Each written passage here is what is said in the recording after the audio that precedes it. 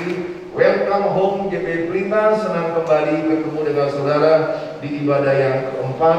Kita memperingati hari kenaikan Tuhan Yesus. Apakah tujuan Yesus naik ke sorga?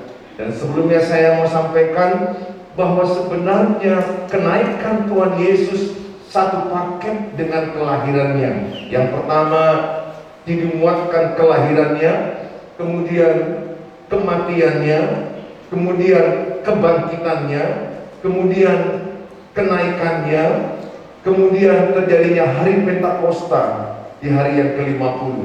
Dia naik di hari yang ke-40. Jadi ada lagi disebut nanti hari Pentakosta, di mana hari pencurahan Roh Kudus.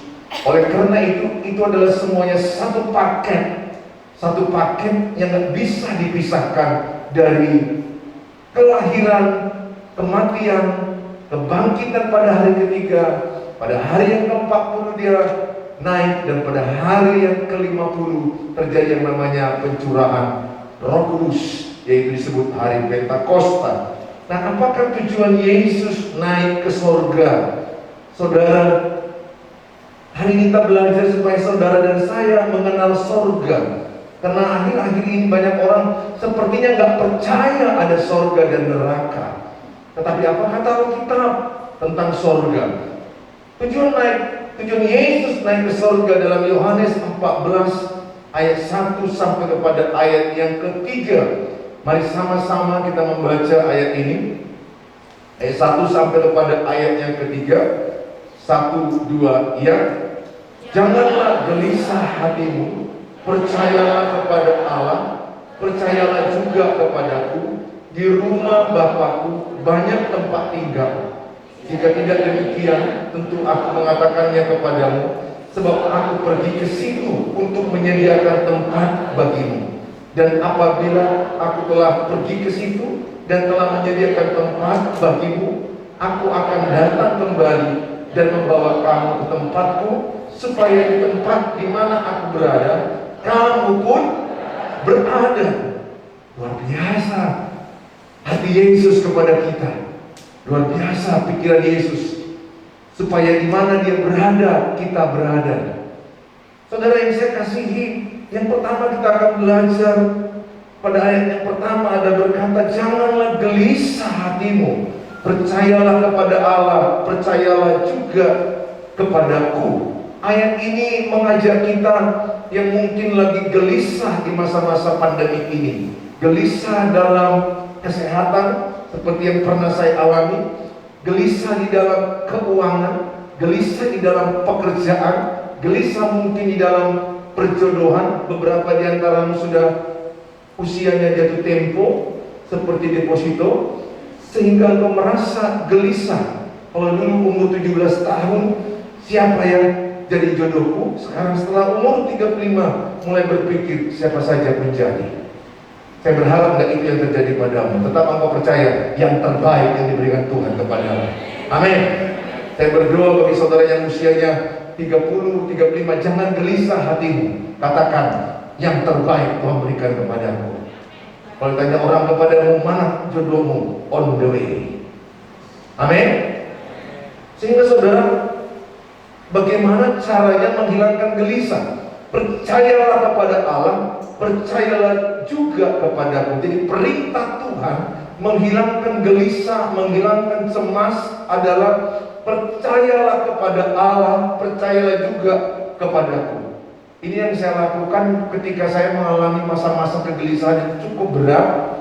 Saya berjuang dalam pikiran saya tentang hidup ini, kemudian taburan iblis, tetapi saya diingatkan Tuhan ayat ini, percayalah kepada Tuhan. Ketika kita meletakkan kepercayaan kita kepada Tuhan, gelisah kita akan hilang. Serahkan sama Tuhan. Bukankah Tuhan berkata, marilah kepadaku hai kamu yang letih, hai kamu yang lesu, hai kamu yang berbeban berat, maka aku akan berikan apa? Kelegaan kepadamu. Jadi ketika kita datang kepada Tuhan pada malam ini, saya percaya saudara yang gelisah akan mendapatkan ketenangan. Saudara yang sedang mengalami kecemasan akan mendapat kedamaian. Saudara yang mengalami kesusahan akan dapat penghiburan. Saudara yang mungkin yang sedang mengalami sakit penyakit, kita berdoa dalam nama Yesus masih ada kesembuhan bagi kita. Amin, saudaraku. Bagi engkau yang mungkin sedang mengalami, lagi sedang memikirkan jodoh, saya berdoa, jodohmu dipercepat Tuhan datang. Amin. Tapi saya berdoa, jangan anak SMP kelas 3, jangan SMA kelas 1 yang memikirkan itu dulu. Nanti saya bernyanyi kepadamu, engkau masih anak SMA.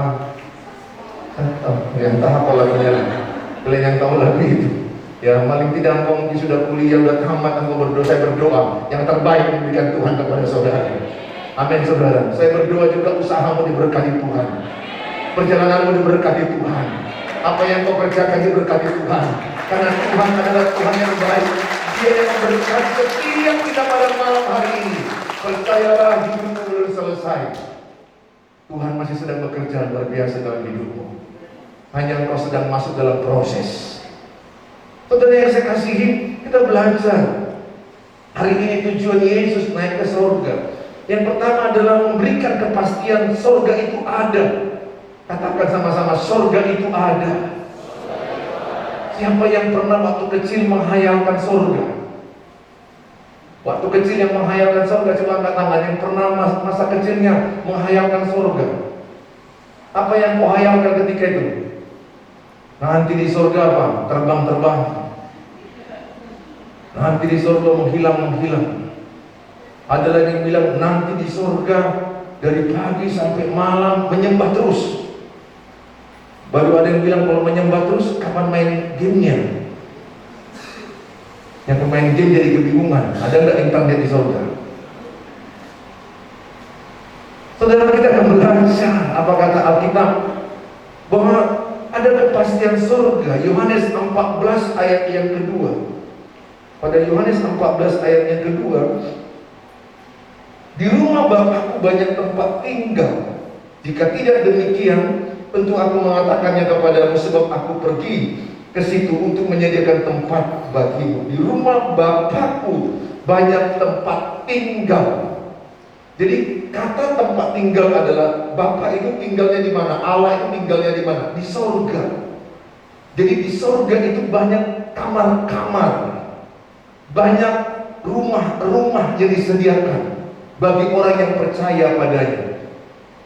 Saudara, di sorga itu nyata bahwa ada kamar, ada tempat tidur, ada di mana-mana rumah setiap orang-orang yang percaya sesuai dengan takaran kasih karunia. Tapi jangan berpikir, oh di sana ada kamar, ada tempat tidur, ada bidadari enggak? Oh jangan, bukan itu. Kita enggak sedang memikirkan masalah bidadari. Itu nanti saudara udah mulai melenceng dan sesat. Kita di sana tidak lagi memikirkan hal-hal yang seperti itu. Kita berbeda. Justru kita memikirkan di sorga ada satu pekerjaan yang mulia. Jadi saudara, di sorga bukan hanya tidur-tiduran, bukan terbang ke sana kemari, tapi saudara adalah memerintah bersama dengan Tuhan Yesus. Dia adalah kepala dan kita adalah tubuhnya. Kita bersama-sama memerintah, ada di kehidupan kekal bersama-sama dengan Dia. Berarti ada aktivitas yang kita lakukan di sorga. Fakta sorga itu ada. Yang pertama, Tuhan Yesus mengajarkan tentang sorga. Matius 7 ayat 21.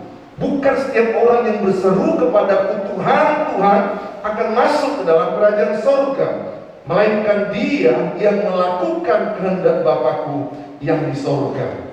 Jadi Tuhan Yesus menerangkan adalah orang yang melakukan kehendak Bapakku yang di sorga.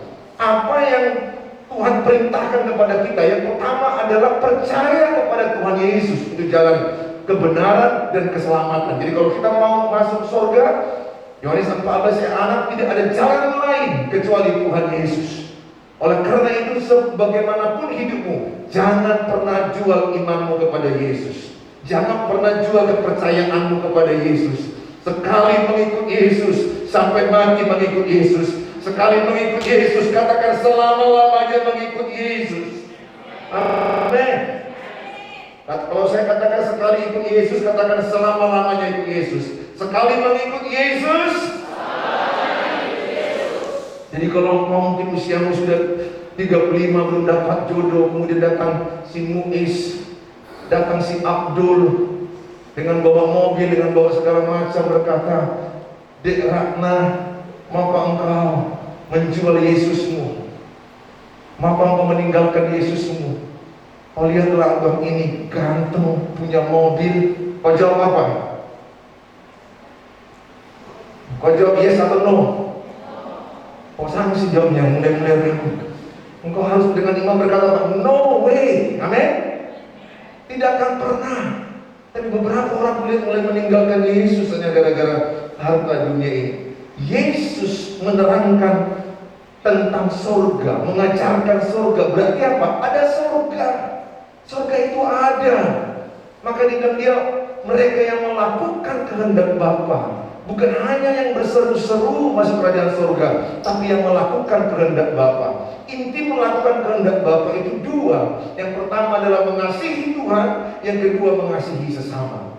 Kalau kita mengasihi Tuhan, kita akan mengasihi sesama kita. Yang kedua adalah adanya kebangkitan sesudah kematian. Daniel 12 ayat yang ke-13. Tetapi engkau pergilah sampai tiba akhir zaman, dan engkau akan beristirahat dan akan bangkit untuk mendapat bagianmu pada kesudahan zaman. Ayat ini jelas mengatakan akan bangkit untuk mendapat bagianmu pada kesudahan zaman. Hari ini kita nggak membahas tentang mahkota. Saya baca kitab Wahyu, ada 5 jenis mahkota yang nggak harus saya terangkan pada saudara hari ini. Ada mahkota seorang gembala, ada mahkota yang melayani Tuhan, ada mahkota yang dipercayakan diberikan Tuhan sesuai dengan kasih karunia-Nya.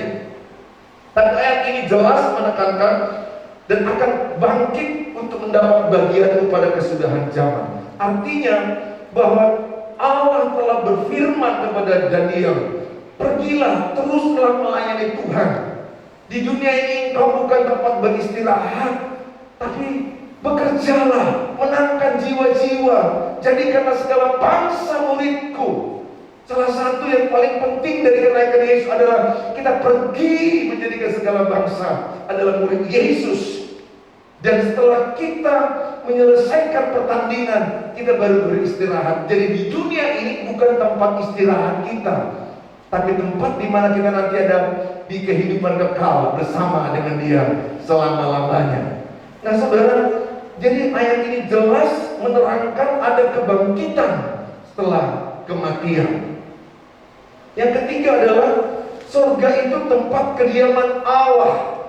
1 Raja 8 ayat 30. "Dan dengarkanlah permohonan hamba-Mu dan umat-Mu Israel yang mereka panjatkan di tempat ini, bahwa Engkau juga yang mendengarnya di tempat kediaman-Mu di sorga, di tempat kediaman-Mu, di kediaman Tuhan di sorga. Dan apabila Engkau mendengarnya, maka Engkau akan mengampuni." Ayat ini jelas mengatakan ada kediaman Tuhan, yaitu adalah di sorga.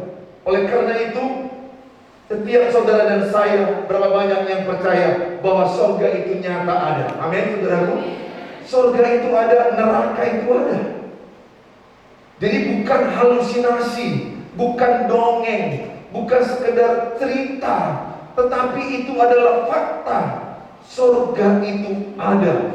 Dan fakta ada kebangkitan setelah kematian. Percayakah saudara ada kebangkitan setelah kematian? Itu adalah kebenaran firman Tuhan.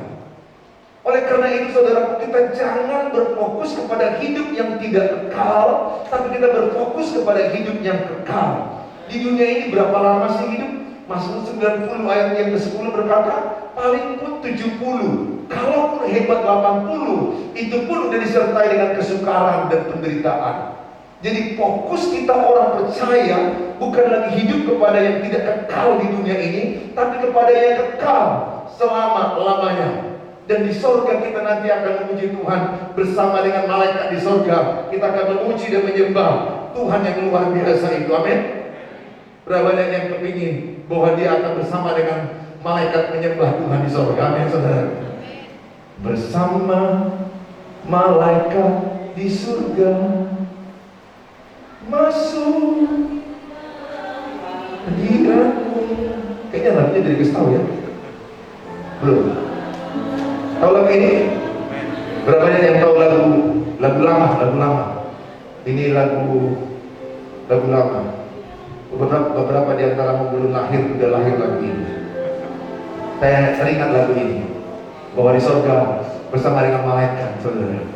Saya sering membayangkan lagu ini terjadi pada saya. Nanti di sorga, wow, bersama dengan malaikat memuji menyembah Tuhan. Makanya latihan di bumi supaya di sorga jangan grogi. Amin. Jangan nanti selama di bumi dengan khotbah ngantuk, pas masuk surga pun ngantuk. Maka malaikat bilang, di GD Pelita kau tidur, di surga pun kau tidur. Jangan ya. Amin. Latih dirimu memuji Tuhan, latih dirimu untuk menyembah Tuhan bersama malaikat. Di surga kita nyanyikan kidung pujian luar biasa. Di surga ada kidung pujian bersama malaikat di surga. Nyanyikan kidung pujian, bermasmur bagimu, muliakan namamu Yesus, Yesus, aku memujimu. Tanganku ku angkat padamu. Masuk dalam hadiratmu. Rasakan kasihmu, ku jadi milikmu. Yesus, aku memujimu. Sekali lagi bersama malaikat. Bersama malaikat di surga. Nyanyikan kidung pujian, bermasmur bagimu, muliakan namamu Yesus, aku memujimu. Hosana, Hosana, Hosana, aku memujimu.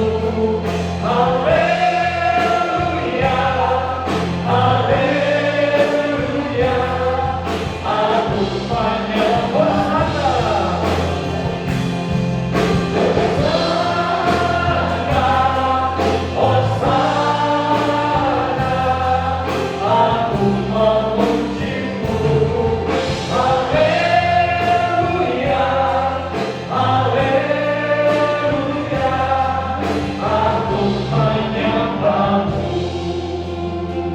Tepuk tangan yang meriah bagi Tuhan Yesus. Amin.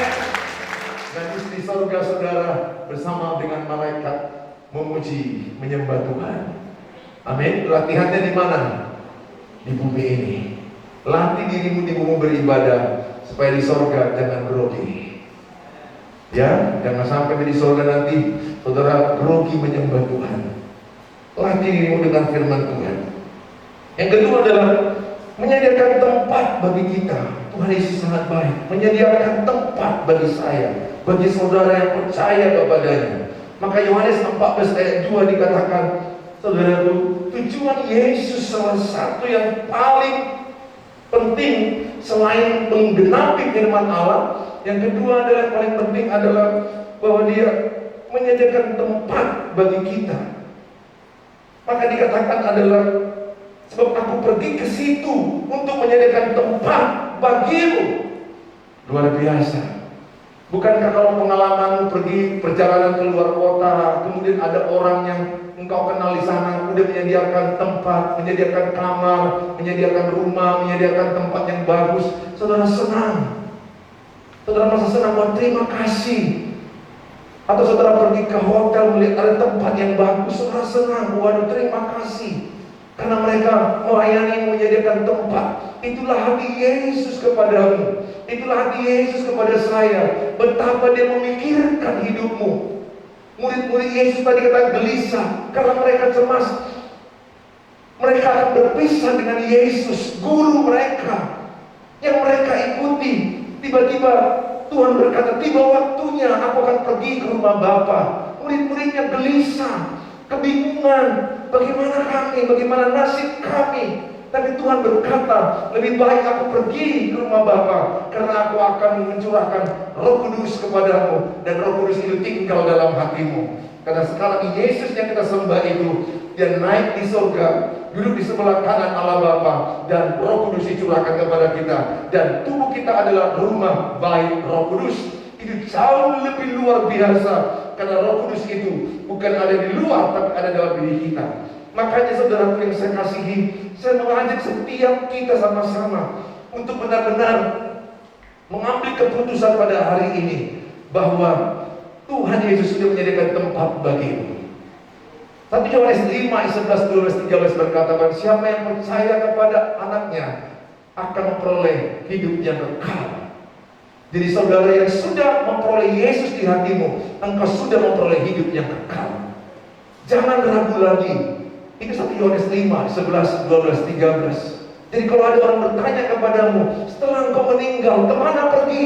Kalau engkau punya Yesus, jawabnya kemana? Ayo semua jawab, sama-sama jawab. Kalau engkau punya Yesus, orang bertanya kepadamu, kalau engkau meninggal malam ini, meninggal besok, kemana engkau pergi? Apa jawab orang percaya? Semoga atau pasti? Kok seperti kata pastinya seperti ngepas gitu. Coba benar-benar pasti ke surga yang percaya. Tapi kalau masih ragu gak apa-apa, nanti akan saya doakan. Kalau engkau sudah menerima Tuhan Yesus, Yohanes 1 ayat 12, engkau diberi kuasa menjadi anak-anak Allah. 1 Yohanes 5, 11, 12, 13, orang yang memiliki anak, memiliki Yesus, sudah memiliki hidup yang kekal.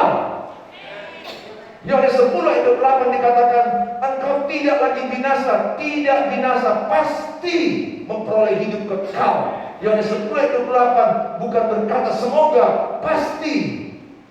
Ada kata pasti, ikut Tuhan Yesus bukan semoga ke surga, tapi pasti ke surga. Itu Yohanes 10 ayat 28. Roma 10 ayat 9 dan 10 berkata, jika engkau percaya dalam hatimu Yesus adalah Tuhan dan mengaku dengan mulutmu, maka engkau diselamatkan. Jadi saudara gak perlu ragu bahwa engkau berkata pasti ke surga. Efesus 2 ayat 8 berkata bahwa engkau masuk surga bukan karena perbuatanmu, bukan karena usahamu, tapi oleh karena kasih karunia iman percaya kepada Tuhan Yesus, kita memperoleh hidup yang kekal. Bukan karena saya pendeta, bukan karena saya ibadah, bukan karena saya berbuat baik masuk surga. Perbuatanku tidak bisa menolong aku ke surga. Tapi kasih karunia Tuhan oleh iman percaya, aku memperoleh hidup yang kekal. Kalau karena perbuatan tidak satu pun manusia ke surga. Semuanya hanya karena kasih karunia Tuhan. Amin. Jadi kalau kau berkata, Pak, aku ini masih jahat, Pak, aku ini masih punya utang belum bayar-bayar, bayarlah. Tapi itu bukan berarti hilang keselamatanmu, bukan. Pak, aku ini kadang-kadang mataku masih jelalatan, Pak, melihat perempuan cantik lama-lama. Kalau kurang cantik setengah lama, kalau agak jelek lebih cepat, kayak begitu. Saya mau katakan sama saudara, kalau itu yang kau lakukan, kau bertobat aja. Tapi juga bukan berarti kau jadi ke neraka. Yang membuat engkau ke surga bukan karena mataku baik-baik, karena pikiranku baik-baik, tanganku baik-baik, tapi karena aku menerima kasih karunia Tuhan agar aku menjadi anaknya. Dan oleh karena kasih karunia itu, saya menghormati perintahnya, saya menjaga hidupnya, saya berbuat baik karena Tuhan lebih dahulu berbuat baik kepada saya. Oleh karena saya mengajak semua kita hari ini, percayalah, kalau engkau sudah memperoleh Tuhan Yesus di hatimu, jangan lagi ragu. Kalau ditanya orang kepadamu, kalau engkau meninggal dunia, katakan apa? Katakan apa? Pasti ke surga. Gak ada lagi kalimat semoga ke surga. Jangan lagi berkata ditimbang dulu dosaku. Tuhan Yesus bukan tukang timbangan. Di pajak cahaya banyak timbangan. Tapi Tuhan Yesus menyelamatkanmu karena ada darah Yesus di hatimu. Dan kalau engkau punya darah Yesus dan ada kasih karena Tuhan, engkau mau hidup benar karena engkau mengasihi Tuhan. Karena orang mengasihi Tuhan melakukan segala perintah Tuhan. Kalau saya berkata saya mengasihi istri saya, atau anak-anak saya berkata mengasihi papa mama, maka mereka melakukan perintah kami. Kalau kita berkata mengasihi Tuhan, kita melakukan perintah-perintah Tuhan. Saudara yang saya kasihi, maka yang berikutnya adalah gambaran surga itu seperti apa? Wahyu 21 ayat 4. Gambaran surga itu, dan ia akan menghapus segala air mata dari mata mereka, dan maut tidak akan ada lagi. Tidak akan ada lagi perkabungan atau rata tangis atau duka cita, sebab segala sesuatu yang lama itu telah berlalu. Jadi di surga tidak ada lagi rata tangis. Di surga itu tidak ada lagi yang namanya duka cita, perkabungan tidak ada lagi. Kalau mungkin saat ini kau banyak penderitaan, banyak rata tangis, banyak duka cita, di surga tidak ada lagi. Jadi kalau sesaat ini engkau menderita karena ikut Yesus, engkau mungkin difitnah, engkau dikucilkan, engkau didera, setialah ikut Tuhan. Lebih baik kita susah selama 70 tahun, tapi kita hidup bahagia selama-lamanya di surga yang kekal. Daripada kita bersenang-senang dengan dosa selama umur 70 tahun, tapi kita akhirnya masuk neraka selama-lamanya terbakar, selama-lamanya dengan api belerang. Saudara harus pikirkan, pakai akal sehat, waras. Kita mulai berpikir, mana mau kita pilih yang 70 tahun bersenang-senang dengan dosa? Gak ada orang bahagia karena dosa. Ingat, orang berdosa adalah bersenang-senang dengan dosa, tapi setelah itu dia akan menerima penghakiman kekal selama-lamanya. Saya lebih bagus 70 tahun mengalami kesusahan, penderitaan, sakal diri, pikul salib, mengikut Tuhan, demi saya memperoleh surga yang kekal selama-lamanya. Tetapi saya percaya, itu pun di bumi saya disertai Tuhan. Saudara pun disertai Tuhan. Ikut Tuhan kan pikul salib, sangkal diri. Ada kalanya kita menderita, tapi jangan tinggalkan Yesus. Tetaplah engkau mengiring Yesus sampai kepada kesudahan pertandingan imanmu. Nah saudara, kedua dikatakan mengenakan tubuh surgawi. 1 Korintus 15 ayat 40. Ada tubuh surgawi dan ada tubuh duniawi. Tetapi kemuliaan tubuh surgawi lain daripada kemuliaan tubuh duniawi. Jadi ada dua. Sekarang tubuhmu ini tubuh apa? Tubuh duniawi atau surgawi? Halo? Tubuhmu sekarang tubuh yang duniawi, betul? Ya. Saudara, ada tubuh surgawi, apa bedanya? Masih ingat Yesus bangkit dari kematian? Ketika dia bangkit daripada kematian selama 40 hari, dia mengajarkan tentang kerajaan Allah. Dan salah satu kejadian adalah para rasul, para murid-muridnya ketakutan, berondok di ruangan tertutup, betul? Semua pintu ditutup, semua jendela ditutup. Tiba-tiba apa? Yesus masuk. Masih ingat ceritanya? Tiba-tiba Yesus masuk ke dalam ruangan itu dengan pintu semua tertutup. Mereka terkejut.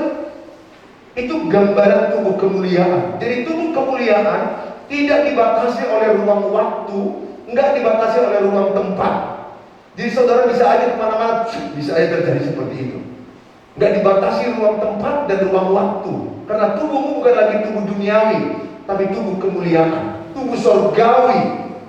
Jadi saudara sekarang ini tubuh duniawi, mungkin saudara maaf, mungkin ada yang kurang badannya, atau mungkin yang kurang normal tangan atau kaki atau badan yang lain. Di surga semuanya sempurna, normal, baik adanya.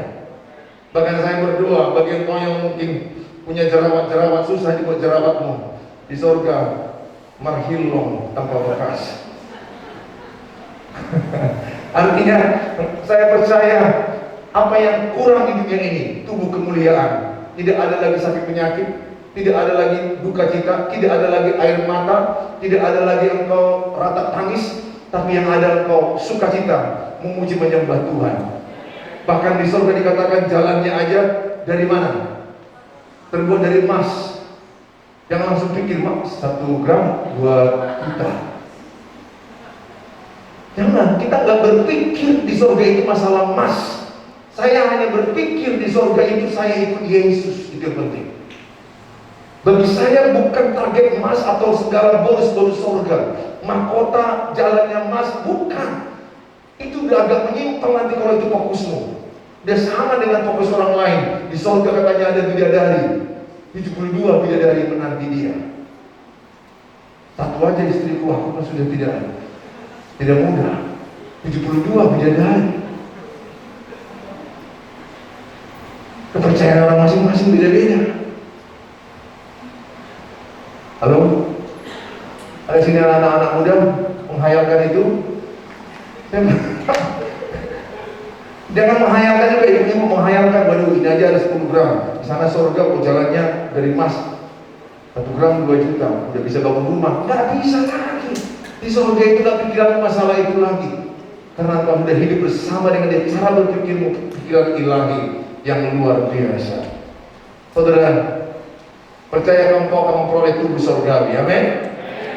Tubuh duniawi mungkin ada kekurangan. Di surga engkau akan memperoleh kesempurnaan yang Tuhan berikan. Saya percaya. Nah, saudara yang saya kasih, yang ketiga dikatakan adalah kekal selama-lamanya. Yohanes 10 ayat 28. Dan aku memberikan hidup yang kekal kepada mereka, dan mereka pasti, katakan pasti, pasti tidak akan binasa, katakan. Berapa lama? Selama-lamanya. Berapa lama? Selama-lamanya, selama-lamanya, selama-lamanya. Haleluya. Amin. Berapa lama? Hidup di surga berapa lama? Wah, bukan 1000 tahun, bukan 1.000.000 tahun, selama-lamanya. Wow, luar biasa anugerah Tuhan. Makanya jangan cintai dunia ini. Orang yang mencintai dunia ini 3 cirinya: keinginan daging, hawa nafsu, kemudian keinginan mata, keangkuhan hidup. Kalau kita masih mencintai yang 3 ini, kita seteru dengan Bapa. Kita harus mati terhadap keinginan daging. Kita harus mati terhadap yang nama keinginan mata. Kita mati terhadap yang namanya keangkuhan hidup. Tapi kita hidup hanya untuk kemuliaan bagi nama Tuhan Yesus. Tepuk tangan yang mulia bagi Tuhan Yesus. Amin. Wow, berapa lama hidup di dunia ini? Di dunia ini selama-lamanya, ya Tuhan. Kalianlah yang aku gak mau. Sekarang aja udah berat puasa nih. Tapi jangan pula ada di antara saudara saking beratnya hidupmu, menderita di sana sini, susah sana sini, akhirnya kau berdoa, Allah mau Tuhan, Allah mau Tuhan. Arti Allah mau Tuhan apa artinya? Jemputlah Tuhan. Kenapa kata Tuhan? Nggak sanggup lagi aku. Bukan itu. Tak boleh berdoa seperti itu. Doa orang yang beriman berkata, bersama dengan Tuhan aku cakap menanggung segala perkara. Bersama dengan Tuhan aku menjadi pemenang, bahkan lebih daripada pemenang. Haleluya, amin. Tidak ada kata menyerah bagi orang beriman. Tidak ada kata putus asa bagi orang beriman. Beberapa orang berkata, Tuhan udah capek kali hidupku, begini-beginilah suamiku terus, begini-begini istriku terus, begini-begini anak-anakku terus. Lihatlah Tuhan, jualan tomat pun gak laku-laku, busuk ini semua Tuhan. Susah kali itu, anakku lagi narkoba Tuhan, suamiku gak beres lagi Tuhan. Lebih bagus mati aku Tuhan. Jangan. Masih ada Tuhan yang sanggup menyelesaikannya. Tuhan pasti turun tangan kepadamu. Dia memikirkanmu supaya di mana dia berada, kita berada. Nah saudara, maka yang ketiga adalah untuk datang kembali yang terakhir, bahwa dia naik ke surga dan dia pasti datang kembali. Oh, ada lagunya dulu. Kapan Yesus kembali? Kapan Yesus kembali? Yesus itu segera kembali datang. Saya percaya. Bahkan banyak orang bilang di masa pandemi ini salah satu tanda akhir zaman. Tanda di mana dia akan datang. Yesus segera datang. Bersiap-siaplah. Jadilah mempelai yang bijaksana, menyiapkan minyak. 5 orang menyiapkan minyak. Pelitanya hidup terus. Kapan Yesus datang dia siap. 5 orang bodoh tidak siapkan minyak. Ketika Yesus datang, mereka tidak siap. Berapa banyak yang mau sudah siap Yesus datang? Apakah engkau sudah siap Yesus datang? Kalau engkau belum siap Yesus datang, Dia akan tetap datang. Datangannya sudah dekat. Tugas kami sebagai hamba Tuhan mengingatkan, datangan Yesus tidak lama lagi. Dia segera datang. Jadi awal 5 wanita bijak, siapkan pelitamu. Ketika dia mengetuk dan datang, trompet sangkakala berbunyi, engkau berkata, I am ready. Hidup kekal selama-lamanya. Jangan sampai nanti papa mama ke surga, anak-anak semua di neraka. Jangan sampai nanti papanya ke surga, mamanya di neraka. Atau mamanya di surga, papanya di neraka. Jangan sampai kita tertidur. Saya berdoa satu orang selamat, seisi rumah diselamatkan. Nah saudara, maka jelas dikatakan Ibrani 9 ayat yang ke-28. Demikian pula Kristus hanya satu kali saja mengorbankan dirinya untuk menanggung dosa banyak orang. Sesudah itu Ia akan menyatakan dirinya sekali lagi tanpa menanggung dosa untuk menganugerahkan keselamatan kepada mereka yang menantikan Dia. Perhatikan ayat ini. Ayat ini jelas berkata, Ibrani 9 ayat 28, keselamatan hanya dianugerahkan kepada orang yang menantikan Dia. Kalau hari ini kau berjaga-jaga dan menantikan kedatangannya, engkau orang yang menerima keselamatan itu. Berjaga-jagalah, jangan lagi santai dengan imanmu, jangan lagi lengah dengan segala keinginan daging, keinginan mata, keangkuhan hidup. Sekarang waktunya engkau perkuat doa pagi, perkuat baca firman Tuhan, hidup benar. Lebih baik engkau mengalami kesusahan 70 tahun, tapi engkau bahagia selama-lamanya, daripada orang bersenang-senang dengan dosa, melakukan seks bebas, mau melakukan hubungan seks yang sesuka-sukanya. Zaman sekarang ini saya melihat TikTok, kalau saya buka handphone saya, yang paling gak suka TikTok yang pinggirnya gini-gini itu yang paling gak suka. Udah langsung melemparkan handphoneku, tapi sayang, sedikit aja aku buka handphone langsung ada goyang-goyang pinggir. Betul Pak ya? Karena Bapak ini ketawa sama kita Pak. Saya mau katakan begitu ngerinya tawaran dunia untuk manusia dihancurkan, dicuri dan dibinasakan.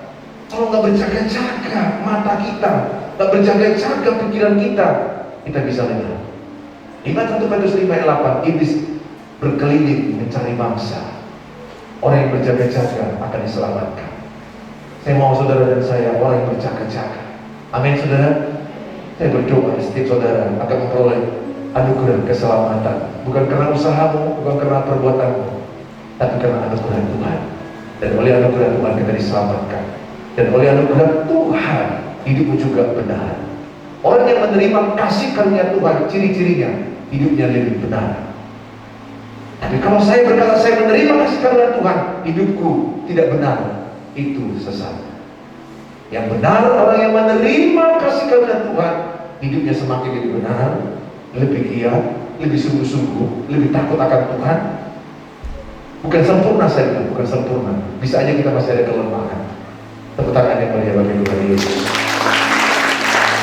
Puji karena anugerah-Mu,